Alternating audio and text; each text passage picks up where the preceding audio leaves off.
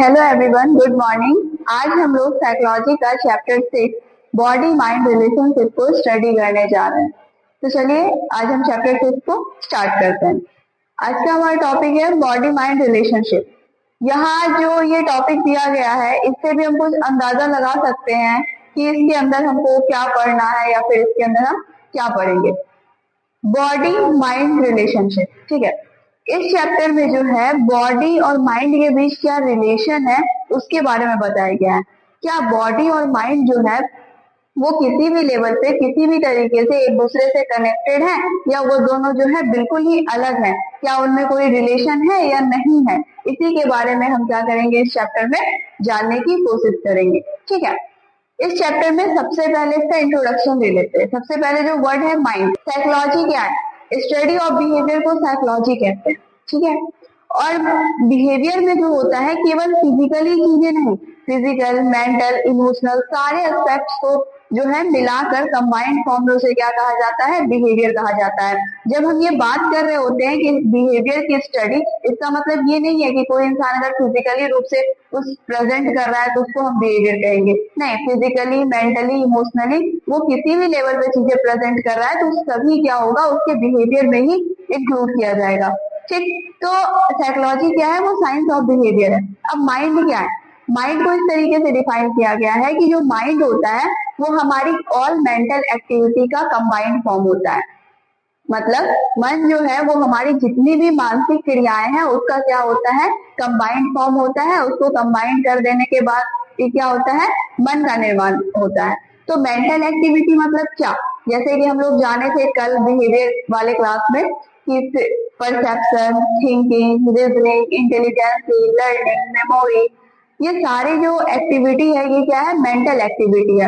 और मन क्या होता है? माइंड क्या होता है? इन्हीं मेंटल एक्टिविटी का क्या होता है? कंबाइंड फॉर्म होता है माइंड। इन्हीं मेंटल एक्टिविटी के कॉम्बिनेशन से क्या होता है? हमारे मन का निर्माण होता है। मान लेते हैं कि एक बाइक है, ठीक है, वो किन चीजों से मिलकर बना है? उसमें हैंडल है, सीट लगा हुआ है, पहिए लगे हुए, इंजन लगा हुआ है। इन सब के कॉम्बिनेशन से सबको कंबाइंड फॉर्म में इंक्लूड करने से क्या मिला है हमको? बाइक का निर्माण हुआ है। उसी तरीके से हमारी जितनी मेंटल एक्टिविटी है उनको कंबाइंड करने से किसका निर्माण होता है? मन का निर्माण होता है, ठीक है। अगर जो है बाइक से आप सीट को हटा दो, उसके हैंडल को रिमूव कर दो, उसके पहिए को हटा दो, उसके इंजन को हटा दो, तो फिर बाइक का जो है अस्तित्व नहीं रह जाता। फिर जो बचेगा स्ट्रक्चर आप उसको बाइक नहीं कह पाओगे, ठीक है, क्योंकि उन सबसे कंबाइंड फॉर्म से जो स्ट्रक्चर बना था उसी को आप बाइक कह रहे थे। अब उसका 3-4 पार्ट या फिर मैक्सिमम पार्ट आप रिमूव कर दो तो फिर क्या होगा? बाइक का जो है अस्तित्व नहीं रह जाएगा, उसका एग्जिस्टेंस खत्म हो जाएगा। ठीक उसी तरह अगर हमारा मन है वो जो है मेंटल प्रोसेस को अगर हमारे मन से हटा दे, बोल दे कि मेंटल प्रोसेस अलग है और मन अलग है, तो मेंटल प्रोसेस के बिना जितनी भी ये जो हमारी मेंटल एक्टिविटी है इसके बिना मन की भी कल्पना नहीं की जा सकती, उसका भी एग्जिस्टेंस नहीं है। मेंटल प्रोसेस है तभी मन है। जिस तरह बाइक का अलग अलग पार्ट है तभी बाइक है। पार्ट को हटा दिए तो बाइक का एग्जिस्टेंस खत्म हो गया। उसी तरह मेंटल प्रोसेस को अगर हटा दिया जाए, ये परसेप्शन, थिंकिंग, मेमोरी को, तो क्या होगा? फिर माइंड का भी एग्जिस्टेंस क्या हो जाएगा? समाप्त हो जाएगा, उसका भी अस्तित्व क्या हो जाएगा? खत्म हो जाएगा। जो मेंटल एक्टिविटी है वो हम माइंड का यूज करके उसको हम परफॉर्म करते हैं, ठीक है। वो माइंड के वजह से ही ये सारी मेंटल एक्टिविटी पॉसिबल हो पाती है। माइंड जो होता है ना, जिस तरीके से एक इंसान का फिजिकली ग्रोथ एंड डेवलपमेंट होता है, एक ऑर्गन का डेवलपमेंट होता है, उसी तरीके से जो होता है हमारे माइंड का भी क्या होता है? समय के साथ धीरे धीरे डेवलपमेंट होता है, ठीक है। इसीलिए आप ऐसा देख सकते हैं कि एक बच्चे का जो माइंड होता है और एक बड़े का माइंड होता है, बच्चे का माइंड की तुलना में एक एडल्ट का जो माइंड होता है वो थोड़ा कॉम्प्लेक्स होता है, क्योंकि एज बढ़ने के साथ साथ हमने क्या कहा? माइंड का भी क्या होता है? डेवलपमेंट होता है, उसमें भी क्या आती है? मैच्योरिटी आती है। इसीलिए बच्चों की तुलना में एडल्ट का माइंड क्या होता है? थोड़ा आपको कॉम्प्लेक्स देखने को मिलेगा। ये माइंड के बारे में थोड़ा सा इंट्रोडक्शन है, ठीक। माइंड जो होता है वो डायनेमिक नेचर का होता है, ठीक है, गतिशील है, गति करता हुआ है, ठीक है, बदल रहा है हर पल। माइंड जो है वो डायनेमिक नेचर का होता है। जब कोई इंसान अपने इन्वायरमेंट में प्रेजेंट किसी स्टिमुलस के अगेंस्ट में रिस्पॉन्स करता है तो क्या होता है? स्टिमुलस के प्रति वो रिस्पॉन्स करता है। इसी स्टिमुलस और रिस्पॉन्स के कॉम्बिनेशन से क्या होता है? धीरे धीरे क्या होता है? हमारे मन का जो है निर्माण होता चला जाता है। टाइम टू टाइम क्या होता है? जैसे बच्चा है, वो बहुत कम चीजों को जान रहा है, देख रहा है, फिर आगे जाएगा बहुत सारी चीजों को देख रहा है, जान रहा है, उसके प्रति क्या करता चला जाएगा, उसके बारे में जानकारी इकट्ठा करेगा और रिस्पॉन्स करता चला जाएगा। तो फिर उसका जो थिंकिंग है, परसेप्शन है, रीजनिंग है, ये सब आगे चलते जैसे जैसे एज बढ़ेगा उस तरीके से क्या देखने को मिलेगा, उस बच्चे का थिंकिंग, रीजनिंग, परसेप्शन क्या होगा, और ज्यादा स्ट्रांग होता चला जाएगा, उसमें क्या होता चला जाएगा, डेवलपमेंट होता चला जाएगा। इसीलिए एक 4 साल का बच्चा और एक एडल्ट का माइंड में जो होता है डिफरेंस होता है। 4 साल का बच्चा अगर परसेप्शन कर रहा है, वो थिंकिंग कर रहा है, रीजनिंग कर रहा है, उसकी मेमोरी, लर्निंग जो होगी एक एडल्ट की तुलना में कम होगी। क्यों? क्योंकि बच्चा अगर किसी भी चीज को परसेप्शन कर रहा है, वो किसी भी चीज को देख रहा है या किसी भी चीज के बारे में सोच रहा है, उसके पास उतना ज्यादा कंटेंट नहीं है, ठीक है। लेकिन एक एडल्ट अगर किसी के बारे में सोचेगा तो उसको मल्टीपल अप्रोच के साथ सोचेगा, उसके पास बहुत ज्यादा कंटेंट है, उसके पास पहले से कुछ मेमोरी भी पड़ी हुई है, एडल्ट के पास उनका कुछ अपना एक्सपीरियंस भी है। इन सारे चीजों के बाद वो किसी चीज को परसेप्शन या थिंकिंग कर पाएगा। लेकिन एक छोटा बच्चा अगर किसी चीज को परसेप्शन कर रहा है, मान लीजिए आप उसको एक बुक दिए, बुक में एक हाथी बना हुआ है, आप बोल रहे हैं क्या ये एलिफेंट है, तो वो ठीक है, बच्चा तो देख पा रहा है उस बुक में हाँ एलिफेंट है, तो वो क्या कर रहा है, बस इमेज बेसिस पे उसको देख पा रहा है, उसको क्या पता एलिफेंट क्या है, कैसा होता है, बस आप बता दो तो वो थोड़ा सा सोच सकता है, हाँ ऐसा दिखता होगा, उसको हम क्या बोलते हैं, एलिफेंट बोलते हैं। तो बच्चे का जो परसेप्शन होता है वो काफी सिंपल परसेप्शन होता है, क्योंकि अभी उसके पास उतना मेमोरी नहीं है, एक्सपीरियंस नहीं है, वो बहुत सारी चीजों को देखा नहीं है, इसीलिए जो है बच्चे का जो माइंड है, परसेप्शन, थिंकिंग, ये जो भी मेंटल एक्टिविटी है बच्चे का, वो एडल्ट की तुलना में क्या होती है, थोड़ी कम होती है। इस चैप्टर में माइंड के बारे में हमने थोड़ा बहुत जान लिया। अब क्या है कि माइंड को 3 स्टेजेस में डिवाइड किया गया है, या माइंड को 3 पार्ट में डिवाइड किया गया है। माइंड को 3 स्टेजेस में किन्होंने डिवाइड किया है, सिगमंड फ्रॉइड ने जो है, इन्होंने माइंड को 3 स्टेजेस में या 3 पार्ट में डिवाइड किया गया है इनके द्वारा। हमने चैप्टर 3 में स्ट्रक्चर ऑफ माइंड में इनको देखा है, ठीक है, कि कॉन्शियस, अनकॉन्शियस, सबकॉन्शियस क्या होता है। बॉडी माइंड रिलेशनशिप में भी इसके बारे में थोड़ा सा जिक्र किया हुआ है, इसलिए यहाँ भी हम इसको क्या करेंगे, थोड़ा सा ध्यान से सुनेंगे। पहला क्या है, कॉन्शियस माइंड। कॉन्शियस माइंड क्या होता है, हमारे मन का, हमारे माइंड का वह पार्ट जो अवेयर होता है, जो जागा हुआ होता है, उसको हम क्या बोलते हैं, कॉन्शियस माइंड कहते हैं। जागा हुआ कहने का मतलब क्या है, वो जहाँ पे प्रेजेंट है उसके आसपास क्या हो रहा है, जो भी इन्वायरमेंट में एक्टिविटी है उसके बारे में उसको जानकारी मिल पा रही है, उसको जान पा रहा है, देख पा रहा है, और उसके अगेंस्ट में क्या कर पा रहा है, रिस्पॉन्स कर पा रहा है। तो उसी पार्ट ऑफ माइंड को या उसी स्टेज ऑफ माइंड को हम क्या कहेंगे, कॉन्शियस माइंड कहेंगे, ठीक है। जैसे कि पिछले बार भी हमने एग्जाम्पल लिया था कि अगर कोई बच्चा है या फिर कोई 2 व्यक्ति है, वो आपस में बातें कर रहे हैं और उन्हें पता है कि वो किस लिए बात कर रहे हैं, वो किन से बात कर रहे हैं और किस टॉपिक पे बात कर रहे हैं, कितने टाइम से बात कर रहे हैं, अगर ये सारी चीजों का उन्हें पता है तो हम ये कह सकते हैं अभी जो 2 इंसान के बीच जो डिस्कशन हो रहा है, जो बातचीत हो रही है, वो हमारे कॉन्शियस माइंड के द्वारा हो रही है। वो वहां पे क्या है, हमारा कॉन्शियस माइंड वर्क कर रहा है, ठीक है। अगर कोई बच्चा है वो क्लास में ही प्रेजेंट है, टीचर पढ़ा रहे हैं, वो सुन रहा है, समझ रहा है, क्वेश्चन भी पूछ रहा है, अगर टीचर सामने से क्वेश्चन पूछे तो वो बच्चा जवाब भी दे रहा है, तो उस सिचुएशन में, उस कंडीशन में हम ऐसा कह सकते हैं कि बच्चा जो है अपने कॉन्शियस स्टेट में है। वो क्या है कि कॉन्शियस माइंड का यूज कर रहा है। अभी उसका कौन सा माइंड वर्क कर रहा है, कॉन्शियस माइंड वर्क कर रहा है, ठीक है। तो कॉन्शियस को हमने समझ लिया, यही होता है कॉन्शियस माइंड। इसको जो है इस चैप्टर में 2 पार्ट में डिवाइड किया गया है। हमने जाना कॉन्शियस माइंड क्या होता है, उसको हमने पहले भी जान लिया है, बस यहाँ पे थोड़ा सा उसको रिकैप किया जा रहा है, ठीक है। कॉन्शियस माइंड को जो है फिर 2 पार्ट में डिवाइड किया गया है। एक है फोकस ऑफ कॉन्शियसनेस और दूसरा है margin of consciousness. Focus of consciousness का मतलब होता है चेतना का केंद्र, ठीक है, सेंटर, ठीक है, चेतना का केंद्र। और मार्जिन ऑफ कॉन्शियसनेस का मतलब होता है, हिंदी मीनिंग इसका होता है चेतना का सीमा प्रदेश, ठीक। अब हम देखते हैं कि फोकस ऑफ कॉन्शियसनेस क्या होता है। फोकस ऑफ, ये कॉन्शियस माइंड का ही पार्ट है ना, तो ये अवेयरनेस को ही शो करेगा, अवेयरनेस वाली ये स्टेट होगी।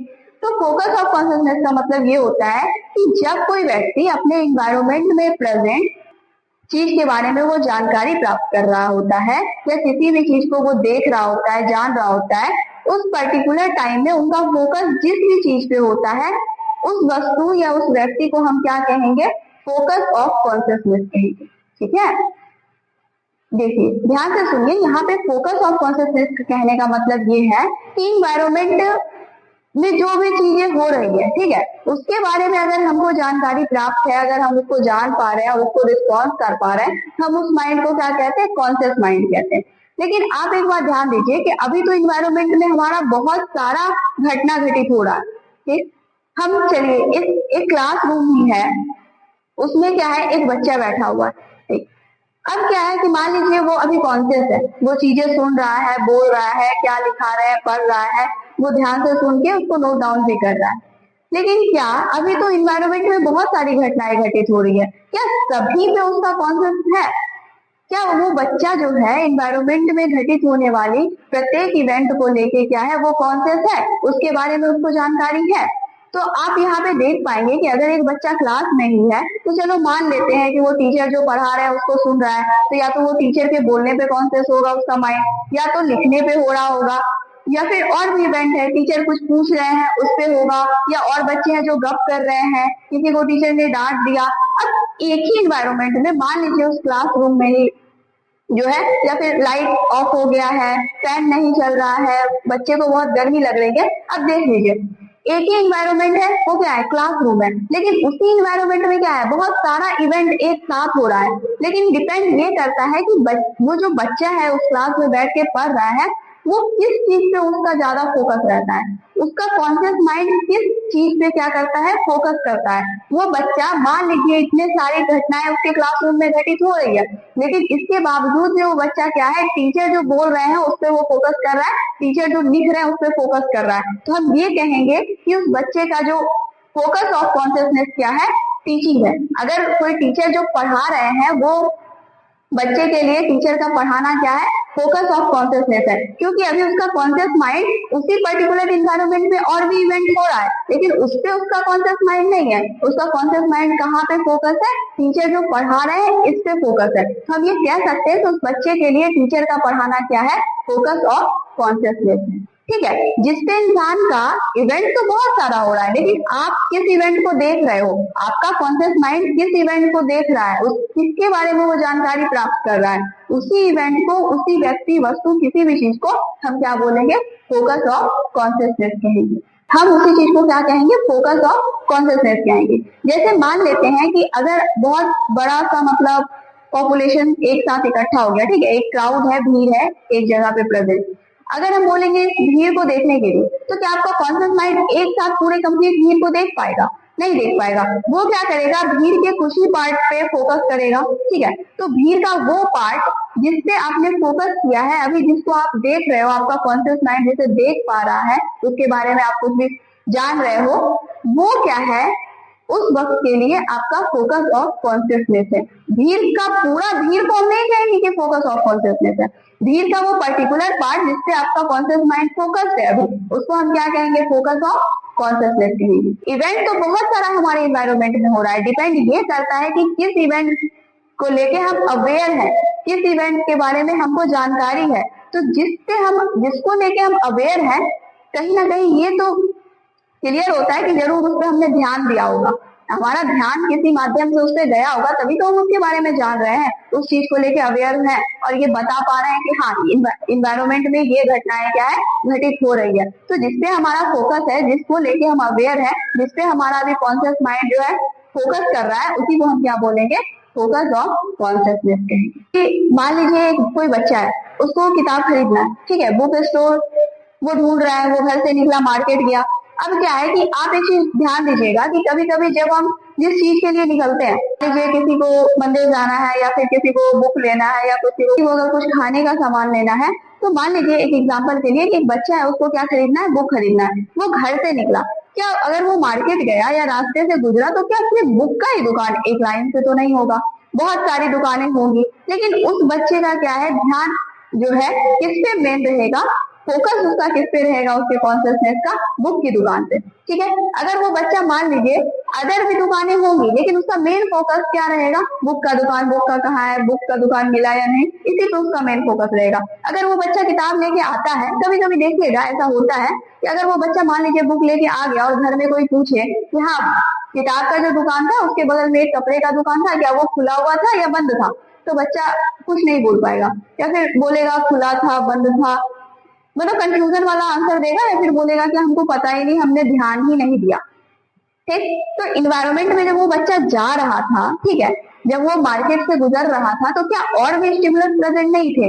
और भी इवेंट इन्वायरमेंट में हो रहे थे ना, लेकिन बच्चा का फोकस किस पे था? सिर्फ और सिर्फ बुक स्टोर पे। तो हम इस एग्जाम्पल में कह सकते हैं कि बुक स्टोर को हम क्या कह सकते हैं? फोकस ऑफ कॉन्शियसनेस, क्योंकि बच्चे का जो कॉन्शियस माइंड था वो किस एक चीज पे फोकस था? बुक स्टोर पे। ठीक है, इसीलिए उसको आसपास का क्या दुकान है, खुला है, बंद है, क्या बिक रहा है, इस सब पे उसका ध्यान नहीं गया। क्यों? क्योंकि उसका फोकस क्या था? बुक स्टोर पे था। ठीक, इसको समझ गए? अब मान लेते हैं क्या कि ये एक बहुत ये स्पेस है, ठीक है, यहाँ पे हम एक पॉइंट दे दिए, पॉइंट हमने दे दिया और हम कह रहे हैं कि आप जो है अब इस पॉइंट पे क्या कीजिए? फोकस कीजिए। आपको इसी पॉइंट को देखना है, अपने कॉन्शियस माइंड को इसी पे लाके फोकस करना है। अब क्या है कि अब सब बैठे हुए हैं, अब वो क्या करेंगे? इस पॉइंट पे क्या करेंगे? अपने माइंड को, अपने कॉन्शियस माइंड को है फोकस करने की कोशिश करेंगे। ठीक है, इसका मतलब ये तो नहीं कि इसके आसपास कुछ है ही नहीं, है ना, लेकिन पर्टिकुलर इसी पॉइंट पे आप फोकस कर रहे हो, तो ये पॉइंट क्या हो जाएगा सबके लिए? फोकस ऑफ कॉन्शियसनेस हो जाएगा। क्यों? क्योंकि सारा का भी कॉन्शियस माइंड किस पे है? इसी एक पर्टिकुलर पॉइंट पे, जिस पे आप ध्यान दे रहे हो या जिसके बारे में आप जान रहे हो, चाहे वो इन्वायरमेंट में होने वाला कोई भी इवेंट हो या कोई वस्तु, व्यक्ति, कुछ भी हो, उसी को आप क्या कहोगे? फोकस ऑफ कॉन्शियसनेस कहोगे। समझ लिए? अगर इस पॉइंट पे आप अपना कॉन्शियस माइंड को ला रहे हो, तो ये पॉइंट आपके लिए फोकस ऑफ कॉन्शियसनेस हो जाएगा। और देखने का तो यहाँ लाइट भी है, इतना बड़ा बोर्ड है, इस पे कुछ लिखा भी है, लेकिन यहाँ पे आपका ध्यान नहीं है। अभी किस पे आपका ध्यान है? इस पॉइंट पे ध्यान है। तो ये पॉइंट क्या है आपके लिए? Focus of consciousness. दूसरा है मार्जिन ऑफ कॉन्शियसनेस। इसका हिंदी होता है चेतना का सीमा प्रदेश। सीमा, बाउंड्री जिसको बोलते हैं ना, सीमा प्रदेश। चेतना का सीमा प्रदेश किसे कहते हैं? देखिए, focus of consciousness, focus of consciousness के आसपास का वो सारा एरिया, वो सारा फील्ड जिसमें जो भी चीजें प्रेजेंट हो, वो आपको अनक्लियर और ब्लर दिख रही हो, तो वो सारी चीजें क्या कहलाएगी? मार्जिन ऑफ कॉन्शियसनेस कहलाएगी। ठीक है, क्या कहा मैंने? मार्जिन ऑफ कॉन्शियसनेस किसे कहते हैं? फोकस ऑफ कॉन्शियसनेस के चारों ओर प्रेजेंट कोई भी चीज जिसके बारे में आपको बहुत अच्छे से जानकारी नहीं हो, जो आपको बहुत अनक्लियर, ब्लर में धुंधला, ठीक है, ब्लर दिखाई दे रही हो, तो उसको हम क्या कहेंगे? मार्जिन ऑफ कॉन्शियसनेस, चेतना का सीमा प्रदेश कहेंगे। ठीक है, अब मान लीजिए उस एग्जाम्पल में एक बच्चा था जो बुक लेना था उसको, वो बुक स्टोर की मतलब तलाश में वो जा रहा था। उसके पूरे फोकस में क्या था? Book store. ठीक, लेकिन जब उसके घर वाले ने उससे पूछा कि बुक स्टोर के बगल में, एक जस्ट बगल में एक कपड़े का दुकान था, क्या वो ओपन था या क्लोज था? तो बच्चा क्या है, बहुत ज्यादा कंफ्यूज हो गया कि कभी बोल रहा है खुला था, कभी बंद था, कभी वो बोल रहा है कि हमको पता ही नहीं, हमने ध्यान ही नहीं दिया। तो वो जो कपड़े का, सॉरी, वो जो बुक स्टोर था, वो क्या है? फोकस ऑफ कॉन्शियसनेस है बच्चे का। लेकिन बुक स्टोर के आसपास वो सारी चीजें जो उसके आसपास प्रेजेंट है, जिसका उस बच्चे को बहुत ही क्लियर ज्ञान नहीं है, अनक्लियर है, उसका इमेज भी बहुत ब्लर तरीके से, धुंधला बच्चे के माइंड में है, तो सारे एरिया को हम क्या कहेंगे? मार्जिन ऑफ कॉन्शियसनेस कहेंगे। ठीक है, मान लेते हैं ये हो गया आपका फोकस ऑफ कॉन्शियसनेस। तो इसके आसपास का जो ये एरिया हुआ, बुक स्टोर क्या हो गया? Focus of consciousness. लेकिन उसके अलावा भी तो उसके आसपास सारी चीजें प्रेजेंट थी, जिसके बारे में वो प्योर नहीं है, क्लियर नहीं है, उसका बहुत ही ब्लर विजन उसको दिख पा रहा है। अगर वो इमेजिनेशन भी कर रहा, तो वो सारा स्टोर या वो सारा जो भी उसके आसपास प्रेजेंट था, वो क्या हो गया? मार्जिन ऑफ कॉन्शियसनेस हो गया। ठीक, एक और एग्जांपल लेते हैं। मान लीजिए क्या कि एक पोस्टर कहीं पे लगा हुआ है, आप कहीं से जा रहे हो, पोस्टर पे आपका ध्यान गया, आप पोस्टर पढ़ रहे हो, तो वो जो पोस्टर पे भी आपका ध्यान है, तो वो पोस्टर जो लगा हुआ है, होर्डिंग जो लगा हुआ है, वो आपके लिए क्या है? फोकस ऑफ कॉन्शियसनेस है। लेकिन उस पोस्टर के बगल में कोई पेड़ है, मंदिर है या कोई दुकान है, वो सारी चीजें भी प्रेजेंट है, लेकिन अभी उस पर आपका ध्यान नहीं है, तो वो सारी चीजें जो उसके आसपास प्रेजेंट है, वो क्या कहलाएगी? मार्जिन ऑफ कॉन्शियसनेस कहलाएगी। ठीक, एक बात ध्यान दीजिए कि ये जो फोकस ऑफ कॉन्शियसनेस है, जो मार्जिन ऑफ कॉन्शियसनेस है, इसको हम जो डिफ्रेंशिएट कर रहे हैं, ये चीजें जो होती है हमारे अटेंशन पर भी डिपेंड करती है। जो चीज हमारे मार्जिन ऑफ कॉन्शियसनेस पे है, अगर जो है हमारा ध्यान इस पे से इस पे गया, मतलब फोकस ऑफ कॉन्शियसनेस से जैसे ही हमारा ध्यान मार्जिन ऑफ कॉन्शियसनेस पे चला जाएगा, तो वो मार्जिन ऑफ कॉन्शियसनेस जो है वो किस में कन्वर्ट हो जाएगा, फोकस ऑफ कॉन्शियसनेस में। ठीक है, जैसे कि पोस्टर हम देख रहे हैं, तो पोस्टर पे भी हमारा पूरा फोकस है, तो पोस्टर क्या है, हमारा चेतना का केंद्र है, फोकस ऑफ कॉन्शियसनेस है। उसके आसपास जो भी चीजें हैं, घर है या फिर दुकान है, जो भी चीजें हैं, वो सब पे हमारा ध्यान नहीं है। उसके बारे में अगर हमसे कोई पूछे भी तो हम उतना नहीं बता पाएंगे, हम बहुत क्लियर नहीं होंगे। ठीक है, तो वो सारी चीजें, पोस्टर के अलावा जो भी चीजें प्रेजेंट है, उसको क्या कहा गया, मार्जिन ऑफ कॉन्शियसनेस कहा गया। और ये बताया जा रहा है कि ये चीजें कौन सी चीजें फोकस ऑफ कॉन्शियसनेस में होगी, कौन मार्जिन ऑफ कॉन्शियसनेस में। ये किस पे डिपेंड करता है, हमारे अटेंशन पे। अभी तक आप पोस्टर पे फोकस हो, तो वो क्या है, पोस्टर आपका फोकस ऑफ कॉन्शियसनेस है, और अदर की चीजें मार्जिन ऑफ कॉन्शियसनेस। लेकिन जैसे ही आपका फोकस उस पोस्टर से हटा, जैसे ही आपका ध्यान जो है पोस्टर से हटा और आपने अदर चीजें देखी, अब क्या हो गया, जिस चीज को अब आप पोस्टर से आपका ध्यान हटने के बाद जिस चीज पे को आप देख पा रहे हो, वो आपका फोकस ऑफ कॉन्शियसनेस हो गया। अब पोस्टर जो होगा वो आपका मार्जिन ऑफ कॉन्शियसनेस हो जाएगा। समझ गया? तो यही समझाना चाह रहे हैं, जिसपे ध्यान है वो अभी फोकस ऑफ कॉन्शियसनेस है। ध्यान हट के अगर किसी और चीज पे चला गया, तो जो अभी फोकस ऑफ कॉन्शियसनेस था वो तुरंत किसमें कन्वर्ट हो जाएगा, मार्जिन ऑफ कॉन्शियसनेस में, चेतना का सीमा प्रदेश में कन्वर्ट हो जाएगा, उसकी बाउंड्री में कन्वर्ट हो जाएगा। ठीक, तो ये दोनों आपने समझ लिया। ठीक, अब हम दूसरा चलते हैं, सब कॉन्शियस माइंड। सब कॉन्शियस माइंड क्या होता है, अर्ध चेतन मन। कॉन्शियस माइंड और अनकॉन्शियस माइंड को सेपरेट करके कौन रखता है, सब कॉन्शियस माइंड। ठीक है, सब कॉन्शियस माइंड जो होता है उसको डोर कीपर भी कहा गया है, मतलब इसीलिए इसको डोर कीपर कहा गया है। डोर कीपर का मतलब होता है पहरेदार या पहरी। वो उन्हीं चीजों को कॉन्शियस माइंड में आने देता है जिसको हम याद करना चाहे, जिसे हम कॉन्शियस माइंड में लाना चाहे। ठीक है, उसी चीजों को वो आने देगा। सब कॉन्शियस माइंड में जो है कौन सी चीजें प्रेजेंट होती है, जिन चीजों को हम ध्यान नहीं देते हैं उतना ज्यादा, ये भूली हुई चीजें जो है कहाँ जाके स्टोर हो जाती है, हमारे सब कॉन्शियस माइंड में। लेकिन यहाँ पे स्टोर चीजों की एक खास बात है कि अगर हम थोड़ा सा माइंड पे जोर दें और हम याद करने की कोशिश करें, तो वो चीजें हमारे सब कॉन्शियस माइंड से हमारे कॉन्शियस माइंड में चली आएगी। और कोई भी चीज कॉन्शियस माइंड में जाएगी या सब कॉन्शियस माइंड में, ये इस बात पे डिपेंड करता है कि आपका ध्यान कितना है। अगर आप ध्यान से किसी चीज को सुन रहे हो, ध्यान से पूरी अच्छी तरीके से पढ़ रहे हो, वो आपके कॉन्शियस माइंड में रहेगा। लेकिन अगर थोड़ा सा भी ध्यान आपका हल्का सा भी कम हुआ या नहीं ध्यान से सुन रहे हो किसी चीज को, तो वो आपके सब कॉन्शियस माइंड में जाके स्टोर हो जाएगी। फिर आपको थोड़ा सा याद करने की कोशिश करना पड़ेगा, तो फिर वो सब कॉन्शियस माइंड से जो है चीजें कॉन्शियस माइंड में चली आएगी। जैसे एक बच्चा है, वो एग्जाम दे रहा है, तो एग्जाम में पेपर वो लिख रहा है, ठीक है, आंसर वो लिख रहा है। आंसर जो है, चलिए उसने क्लास में ध्यान नहीं दिया होगा या कुछ वो भूल गया, तो अब क्या है, वो चीजें उसके किसमें प्रेजेंट है, सब कॉन्शियस माइंड में। तो सब कॉन्शियस माइंड से बच्चा क्या करता है, उसको कॉन्शियस माइंड में लाता है, उसके बाद वो अपना आंसर को लिखता है। ठीक, तीसरा है हमारा अनकॉन्शियस माइंड। अनकॉन्शियस माइंड जो होता है, हमारे माइंड के इन तीनों दोनों पार्ट की तुलना में ये सबसे बड़ा पार्ट होता है हमारे माइंड का, अनकॉन्शियस माइंड। ठीक है, इसकी तुलना एक बहुत बड़े गोडाउन से की गई है, मतलब गोडाउन जितना बड़ा होता है। देखिए, अनकॉन्शियस माइंड में हमारे पूरे लाइफ टाइम के जो है रिप्रेस डिजायर और मोटिव जाके स्टोर हो जाते हैं। वैसे चीजें अनकॉन्शियस माइंड में जाके स्टोर हो जाती है जिन्हें व्यक्ति याद नहीं करना चाहता हो, उसके लाइफ का कोई बहुत ही बुरा या बहुत ही शर्मनाक इवेंट हो, तो वो चीजें क्या होती है, हमारे अनकॉन्शियस माइंड में जाके स्टोर हो जाती है। ठीक है, अब अनकॉन्शियस माइंड के कुछ कैरेक्टरिस्टिक बताए गए हैं, इसकी विशेषताएं बताई गई है।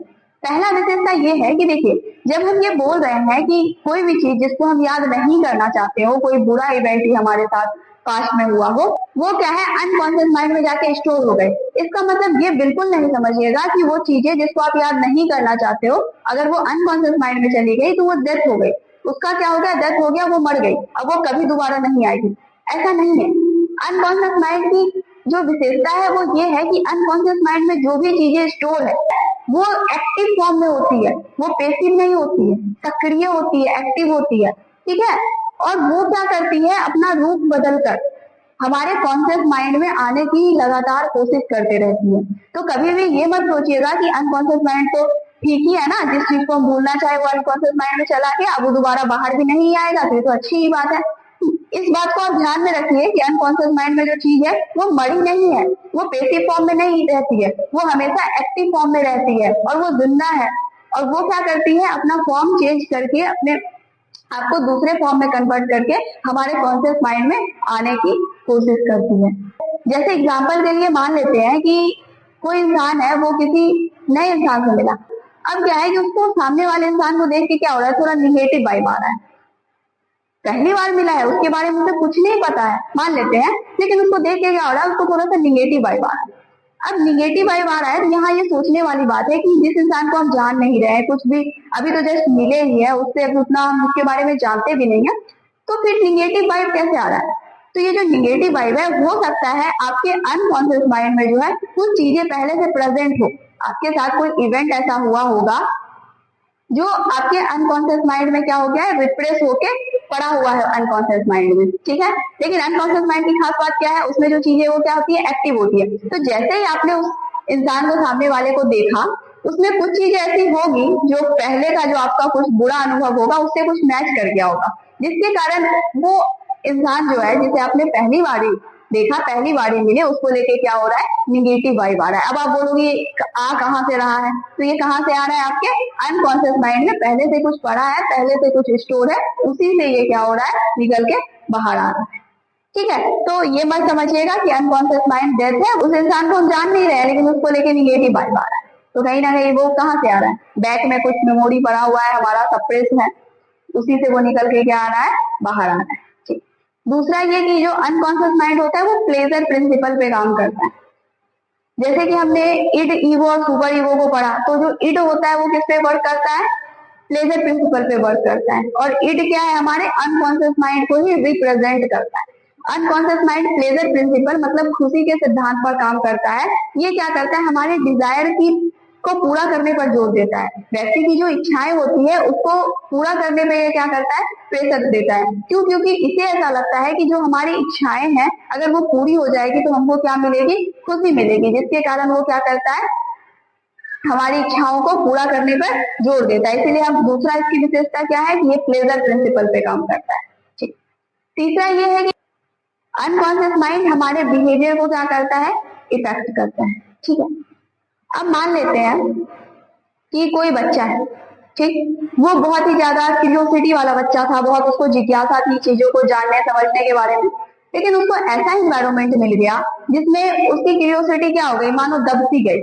वो कहीं लगा कि क्यूरियोसिटी जैसा कोई चीज होना ही चाहिए, उसको क्यूरियोसिटी भी बहुत बकवास लगने लगा। उसको ऐसा इन्वायरमेंट मिल गया, उसको कोई कुछ बता ही नहीं रहा, बच्चा बार बार पूछ रहा है, उसको कोई जानकारी मिली नहीं, तो क्यूरियोसिटी क्या होती है, धीरे धीरे डिप्रेस होकर उसके अनकॉन्शियस माइंड में चली गई, ठीक है। अब क्या हुआ कि अब वो बच्चा बड़ा हो जाता है, ठीक, तो वही क्या होती है, जो क्यूरियोसिटी दब गई थी वही फिर क्या होती है, अपना रूप बदल के क्या होती है, हमारे कॉन्शियस माइंड में आने की कोशिश करती है। तो अगर उस बच्चे से भी कोई जाके कुछ क्वेश्चन पूछे, या कोई पूछे ये कैसे होता है, वो कैसे होता है, या कुछ गलती हो जाए किसी दूसरे से, तो बच्चा क्या करेगा, तुरंत उस पर गुस्सा करने लगेगा, तुरंत उसको डांट देगा, उस पर गुस्सा करेगा। और यही क्या होता है कि अगर बच्चे को क्यूरियोसिटी को रिप्रेस नहीं किया जाता, उसको चीजें बताई जाती, समझाई जाती, अगर आप नहीं बताने में सक्षम हो तो कुछ ऐसे बुक के बारे में बच्चे को सजेस्ट कर दो जहां से वो जानकारी ले सकता है। तो अगर उस तरीके से उसके साथ होता तो उसकी क्यूरियोसिटी क्या होती, रिप्रेस नहीं होती, तो बच्चे का बिहेवियर कुछ और होता। लेकिन चूंकि उसकी क्यूरियोसिटी रिप्रेस होके कहाँ चली गई है, हम अनकॉन्शियस माइंड में चली गई है, वो क्या होगी, अदर फॉर्म ऑफ एनर्जी में कन्वर्ट होके वो हमारे कॉन्शियस माइंड में आने की कोशिश कर रही है। और बच्चा क्या कर रहा है, उसी बचपन में जो उसका क्यूरियोसिटी का रिप्रेशन हुआ था उसी की वजह से वो क्या हो गया, अब मान लीजिए 40 साल का भी है, 35 साल का भी है, तो किस तरीके का बिहेवियर शो कर रहा है, उसको गुस्सा आ रहा है, कोई अगर कुछ पूछ रहा है तो ये क्या करता है, अनकॉन्शियस माइंड हमारे बिहेवियर को भी इफेक्ट करता है, ठीक। इसके अलावा अनकॉन्शियस माइंड जो है अपने आप को एक्सप्रेस कब करता है, ड्रीम में एक्सप्रेस करता है। इसीलिए सिगमंड फ्रॉइड ने कहा था अगर किसी इंसान के अनकॉन्शियस माइंड को जानना है, उसके बारे में स्टडी करना है, तो उस इंसान के क्या है, ड्रीम को आप जानिए, ड्रीम के बारे में स्टडी कीजिए। एक दो दिन किसी के ड्रीम के बारे में जानने और सुनने से आपको कुछ समझ नहीं आएगा, इसके लिए आपको बहुत लंबे समय तक उस इंसान के ड्रीम पे स्टडी करना होगा, फिर उसको उसके लाइफ से रिलेट करके देखना पड़ेगा, ठीक है। तो अनकॉन्शियस माइंड अपने आप को क्या करता है, सपने में, ड्रीम में एक्सप्रेस करता है, ठीक। उसके बाद क्या है कि अनकॉन्शियस माइंड जो होता है उसका टाइम से वो फ्री होता है, उस पर टाइम का कोई इफेक्ट नहीं पड़ता है। ठीक है, मान लीजिए एक बच्चा था, वो 5 साल का था, कहीं पे जा रहा होगा, उसको रास्ते में किसी कुत्ते ने काट लिया। ठीक, अब वो बच्चा 65 साल का हो गया है, मान लीजिए, हालांकि वो बच्चा नहीं रहा, वही बच्चा बड़े हो गया, 65 साल उसकी उम्र हो गई है, लेकिन अभी वो रास्ते से जा रहा है, जब वो कुत्ते को देखता है क्या होता है, काटे ना काटे, कुत्ता भले ही बैठा हो, लेकिन कुत्ता को देख के उसको क्या होता है, डर लगने लग जाता है। तो टाइम आप देख रहे हो, 5 साल में उसे कुत्ते ने काटा, उस वक्त का डर, अभी 65 और 75 साल हो गए हैं उस इंसान के, लेकिन अभी भी वो कुत्ते को देखता है तो उसको बहुत ज्यादा डर लगता है, वहां से जल्दी वो निकलना चाहता है, कोशिश करता है। तो यही कहना चाह रहे हैं कि अनकॉन्शियस माइंड को टाइम से कोई इफेक्ट नहीं पड़ता है। ठीक है, वो टाइम से थोड़ा परे होता है, टाइम से वो फ्री होता है। जो पहले था वो 65 साल भी वैसा था वैसा ही है, उस पर टाइम का जो है, उस टाइम का कोई असर नहीं हुआ। अगर कोई बच्चा मान लीजिए 15-20 साल का है, अपने स्कूल या कॉलेज के परफॉर्मेंस में वो स्टेज पर गया पब्लिक स्पीकिंग देने के लिए, जैसे वो बोल रहा था उसको बहुत ज्यादा डर लगने लगा, या फिर वो नहीं बोल पाया किसी कारण से, तो उसको थोड़ा इंसल्ट फील हुआ। मान लीजिए 15 साल का इवेंट था, लेकिन अगर वो आगे भी जाता है, ठीक है, वो बहुत कोशिश करेगा तो वो इससे रिकवर कर लेगा, वो बोल लेगा, ठीक है, अलग बात है। लेकिन अगर वो फिर से जाएगा, उसकी मान लीजिए 65 साल हो गई है, अभी फिर से उसको माइक दिया जाए, तो वो इंसल्ट जो हुआ उसको फिर से एंजाइटी होने लगेगा, फिर लगेगा कुछ गलती ना हो जाए, वो वैसा का वैसा ही पड़ा है, मतलब जैसा वो फ्रेश था उसी तरीके से तब भी पड़ा हुआ है, एकदम एग्जैक्ट उसी तरीके से उसको फील होगा। जैसे मान लो अभी उसका इंसल्ट नहीं हो रहा, अभी उसको कोई इंसल्ट नहीं कर रहा, ना उसको कुछ कोई बोल रहा है, लेकिन उसको क्या होगा, वो चीजें जैसी उस मोमेंट में हुई थी वही क्या हो जाएगी, उसमें फिर से वो चीजें उत्पन्न हो जाएगी, वो सारी चीजें क्या हो जाएगी, आगे आ जाएगी। ये सारा क्या था, अनकॉन्शियस माइंड का क्या था, कैरेक्टरिस्टिक था, इसकी विशेषता थी। तो ये आप समझ गए। अब हम समझते हैं बॉडी माइंड रिलेशनशिप। ठीक है, इससे पहले हमने माइंड के बारे में जाना, उसके स्टेजेस के बारे में जाना, अनकॉन्शियस माइंड सबकॉन्शियस माइंड क्या होता है इसको डिफाइन किया। ठीक है, अब हम जानते हैं बॉडी माइंड रिलेशनशिप पे, अब हम फोकस करते हैं। ठीक, अब क्या है कि बॉडी माइंड रिलेशनशिप, इसमें ये कहना चाह रहा है कि बहुत सारी स्टडी हुई है, इससे जो कंक्लूजन निकला है, जो रिजल्ट निकला है, वो ये है कि हमारा बॉडी और हमारा माइंड जो है आपस में इंटरकनेक्टेड है, एक दूसरे से क्या है, संबंधित है, एक दूसरे से क्या है, इंटरकनेक्टेड है। कहने का मतलब ये है कि अगर एक का इफेक्ट क्या होता है दूसरे पे पड़ता है, अगर हमारे बॉडी के लेवल पे कुछ दिक्कत हो रहा है या कुछ अच्छा हो रहा है तो उसका इफेक्ट हमारे माइंड पे पड़ेगा, और अगर हमारे माइंड के लेवल पे कुछ अच्छा या बुरा हो रहा है तो उसका इफेक्ट क्या होगा, हमारे बॉडी पे देखने को मिलेगा। इसीलिए इस चैप्टर में बताया गया है कि बॉडी और माइंड जो है वो आपस में क्या है, इंटरकनेक्टेड है।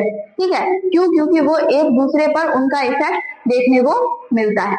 जैसे कि मान लीजिए हमारे बॉडी के लेवल पे कभी क्या हो गया, कोई हार्मोन जो है बहुत ज्यादा हो गया, कोई हार्मोन की मात्रा बहुत ज्यादा हो गई या बहुत कम हो गया, ये प्रोसेस क्या है, हमारे बॉडी के लेवल पे हो रहा है, लेकिन इसका इफेक्ट क्या होगा, हमारे माइंड पे देखने को मिलेगा।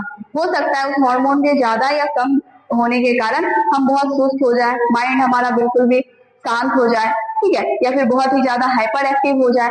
तो कहने का मतलब यही है कि यहाँ जो हार्मोन का अप एंड डाउन होना है, ये जो प्रोसेस है, ये तो चल तो रहा है फिजिकल लेवल पर, लेकिन इसका इफेक्ट कहाँ देखने को मिल रहा है, हमारे थिंकिंग पे, हमारे रीजनिंग पे, हमारे थॉट पे, मतलब माइंड के लेवल पर।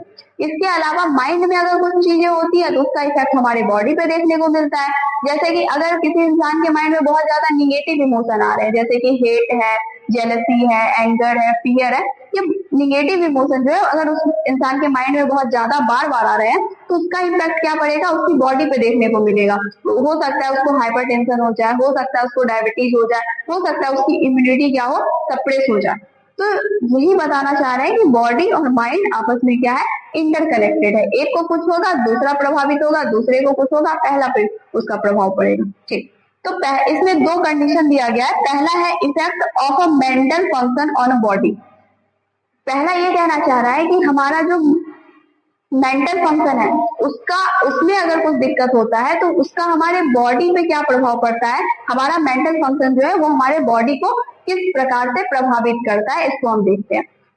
देखिए, हम फिजिकली रूप से जो भी काम कर पाते हैं उसके लिए जो मोटिवेशन होता है वो हमारे माइंड से आता है।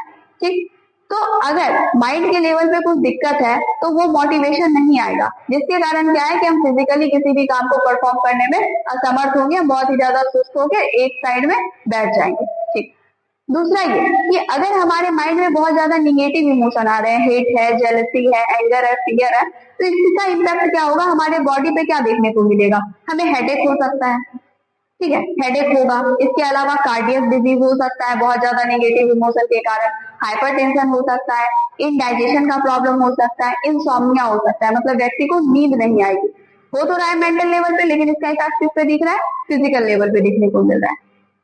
ठीक, तो ये क्या है कि माइंड पे अगर कुछ दिक्कत हुई तो उसका इफेक्ट बॉडी पे क्या क्या पड़ सकता है, इसके बारे में बताया गया। इसके अलावा आप देखोगे कि मोटिवेशन, अगर कोई इंसान बैठा हुआ है, आप उसको मोटिवेट कर दिए, ठीक है, उसको कुछ अच्छी बातें आप बोल दिए, आपने बोला वर्ड के फॉर्म में, उस इंसान ने सोचा, फिजिकली तो आपने उस इंसान को कुछ नहीं किया, कुछ बातें ही आपने अच्छी बोली, उससे क्या हुआ, इंसान सुस्त पड़ा हुआ था लेकिन अब तुरंत क्या हो गया, एनर्जेटिक हो गया, बोलता है नहीं अब हम अपना काम कर सकते हैं। तो आपने क्या किया, माइंड के लेवल पे वर्क किया, लेकिन उसका इम्पैक्ट किस पे देखने को पड़ा, बॉडी के लेवल पे देखने को पड़ा। उसका इम्पैक्ट क्या पड़ेगा, बॉडी पे देखने को मिलेगा। इंसान क्या है, पहले से बहुत ज्यादा एनर्जेटिक हो गया, वो बोलता है कि जो चीज वो नहीं कर पा रहा था वो सोचता ही नहीं हम इसको कर सकते हैं। इसके अलावा एक और चीज है, आप किसी भी एक पर्टिकुलर टॉपिक पे बहुत ज्यादा सोच रहे हो, ठीक है, या फिर ऐसा बोल सकते हो कोई इंसान ओवर थिंकिंग कर रहा है, बहुत ज्यादा थिंकिंग कर रहा है, या किसी भी पर्टिकुलर टॉपिक के बारे में बहुत ज्यादा सोच रहा है, उसे बहुत देर से फोकस किए हुए है, बहुत अपना ध्यान दे रहा है, तो आप देखिएगा कि इससे क्या होता है कि हमारा बॉडी भी थकने लग जाता है। ओवर थिंकिंग जो इंसान कर रहा है, मान लीजिए एक जगह बैठा है, सोचे जा रहा है, सोचे जा रहा है, सोचे जा रहा है, सोचे जा रहा है, तो इसका मतलब क्या है, अगर वो माइंड के लेवल पे ये सारी एक्टिविटी चल रही है तो इसका इम्पैक्ट किस पे पड़ा, बॉडी पे। फिजिकली वो बैठा हुआ है 8 घंटे से, उसने कुछ नहीं किया, लेकिन मेंटली उसने वर्क किया, जिसके कारण क्या होता है, उसका इम्पैक्ट जो है उसके फिजिकली बॉडी पे भी देखने को मिलेगा। उसकी बॉडी बहुत ज्यादा थक जाएगी, उसको लगेगा क्या कि हम बहुत ज्यादा काम कर लिए, अब हमको क्या करना चाहिए, रेस्ट करना चाहिए। दूसरा ये है कि हमारे बॉडी का हमारे माइंड पे क्या इफेक्ट देखने को मिलता है, इसको देखिए। बॉडी के लेवल पे क्या है कि अगर कोई इंसान जो है बहुत लंबे समय से बीमार है, वो क्रॉनिक इलनेस है, उस इंसान को बहुत लंबे समय से वो बीमार है, तो उसका इम्पैक्ट क्या देखने को मिलेगा, उस इंसान को बहुत जल्दी गुस्सा आएगा, बहुत जल्दी इरिटेट हो जाएगा, बहुत चिड़चिड़ा बिहेवियर शो करेगा।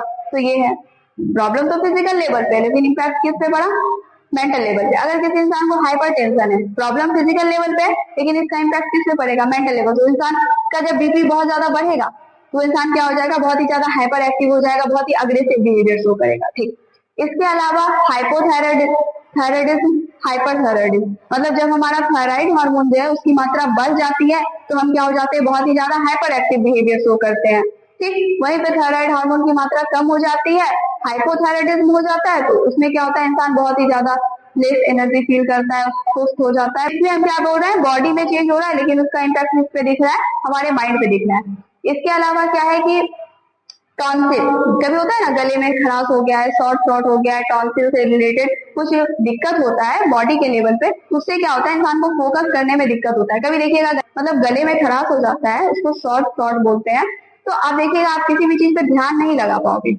बॉडी के लेवल पे प्रॉब्लम है, लेकिन इसका इम्पैक्ट किस पे पड़ रहा है, मेंटल लेवल पे। तो यही ये रिलेशन को इस दोनों में बताया गया है, कुछ पॉइंट के थ्रू समझाया गया है, इसको आप ध्यान रखिएगा। अब हमारा आता है यूज फॉर नर्व, ठीक है, ये जो बॉडी माइंड रिलेशनशिप है, ये जो चैप्टर साइकोलॉजी में दिया हुआ है, बॉडी माइंड रिलेशनशिप, इसका नर्व के लिए क्या यूज है, नर्व के लिए इसका क्यों उपयोगी है, क्यों डाला गया है हमारे नर्सिंग के कोर्स में बॉडी माइंड रिलेशनशिप चैप्टर को। देखिए, नर्स के लिए बॉडी माइंड रिलेशनशिप को जानना बहुत जरूरी है, ठीक है, क्योंकि जो वो जिस फील्ड में वो काम कर रही है, वहां पे जो पेशेंट है, वो क्या है कि लंबे समय से हो सकता है कोई बीमार हो, ठीक, वो उनको केयर प्रोवाइड करने जा रही है। अब हो सकता है लंबे समय से फिजिकल इलनेस के कारण क्या है, वो बहुत ही ज्यादा एंग्री बिहेवियर शो कर रहा है, या बहुत ही जल्दी वो इरिटेट हो रहा है। तो अगर नर्स को इस बात का जानकारी होगा, इस बात का ज्ञान होगा कि हाँ हमारा बॉडी माइंड जो है आपस में इंटरकनेक्टेड होता है, उनका क्या होता है, आपस में रिलेशन होता है, तो अगर पेशेंट उस तरीके का बिहेवियर शो करेगा तो नर्स जो है उस चीज को समझेगी, उस बात को अगर उसको जानकारी होगी तो। अगर उनको जानकारी नहीं है, उन्हें ऐसा लगेगा पेशेंट ने हमसे चिल्ला के बात किया, पेशेंट ने गुस्सा किया, वो इतना गुस्सा क्यों करता है, हम उसका ट्रीटमेंट नहीं करेंगे, हम उसको केयर प्रोवाइड नहीं करेंगे, या फिर वो पेशेंट को ही 2-4 बात और सुना के चली जाए, ऐसा भी हो सकता है। तो लेकिन अगर जिनको ये जानकारी है वो समझेंगे ना, उसका फिजिकल कंडीशन के कारण और इतना सारा मेडिसिन साइड इफेक्ट, मतलब टोटल मिलाकर उसकी फिजिकल कंडीशन के कारण उसकी मेंटल कंडीशनिंग ऐसी हो गई है, तो उनको इस बारे में पता होगा, तो वो जो भी उस समय सिचुएशन के अकॉर्डिंग जो भी सही होगा उस तरीके से वो बिहेवियर प्रेजेंट करेगी, ना कि वो चीखने चिल्लाने लग जाएगी और केयर देने से पेशेंट को मना कर देगी। ठीक। इसके अलावा ये भी है कि अगर नर्स को इस बारे में पता हो, मान लीजिए अगर कोई पेशेंट है वो हाइपरटेंशन का पेशेंट है, उसको हाई ब्लड प्रेशर की बीमारी है, उसको दवाई तो वो चलेगा ही, मेडिसिन के थ्रू तो उसका ट्रीटमेंट चल ही रहा है, लेकिन इसके साथ साथ अगर वो जो नर्स है उन्हें ये पता चल जाए कि इस पेशेंट को जो हाइपरटेंशन है, इनको हाई बीपी का जो बीमारी है वो किस कारण से है, कि वो बहुत ही ज्यादा एंजाइटी स्ट्रेस में रहता है, जिसके कारण से क्या है उनका बीपी हाई हो गया है। तो दवाई तो मेडिसिन तो उनको चलेगा ही चलेगा, लेकिन अगर नर्स जो है इस बात को समझती है कि उनमें एंजाइटी और स्ट्रेस और टेंशन के कारण उनका ये हाल हुआ है, तो वो क्या करेंगे, मेडिसिन के साथ साथ जो है उनको साइकोलॉजिकली भी सपोर्ट देगी, उनके एंजाइटी स्ट्रेस के मैनेजमेंट में क्या करेगी, उनकी मदद करेगी। तो ये क्या हो गया, होल अप्रोच से वो केयर प्रोवाइड कर पाएगी, वो सारे एस्पेक्ट्स को देख पाएगी और समझ पाएगी, और वो इस चीज को अगर समझ रही है तो सामने वाले के बिहेवियर को समझने में और उसे केयर प्रोवाइड करने में क्या होगा, उनको आसानी होगा। ठीक है, थैंक यू।